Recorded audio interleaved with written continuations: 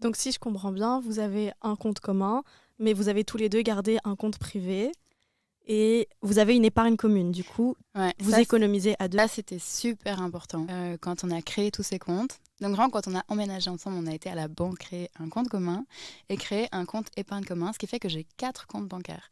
Donc c'est-à-dire qu'on a ce compte commun, courant, où on verse chaque mois donc de l'argent et c'est un budget fixe. Ensuite, il y a un compte épargne commun et donc là on se pose des objectifs à moyen, à long terme, donc par exemple des vacances, par exemple des gros achats, par exemple j'ai envie d'un chat, j'ai envie de faire ça, et aussi long terme, donc par exemple l'investissement immobilier.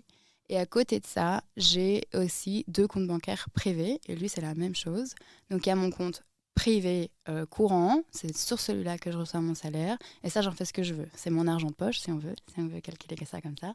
Et puis j'ai mon compte épargne privée où j'ai mes propres objectifs mensuels, annuels, etc. Mais pour moi, c'était super important d'avoir une épargne privée. Déjà, épargne de sécurité. Qu'est-ce qui se passe si je perds mon job demain? Qu'est-ce qui se passe si on se sépare demain et que je dois refaire une nouvelle garantie pour un autre loyer ou des choses comme ça? Donc voilà, c'était vraiment super important pour moi. Et je pense que c'est le premier conseil que je peux donner aux femmes, c'est ayez toujours un compte privé et un compte épargne privée. Mettez votre argent de côté. C'est important de se protéger. Épargne de sécurité, on rappelle, c'est entre 3 à 6 mois de dépenses courantes qui peuvent vous aider à rebondir en cas de gros chocs financiers personnels.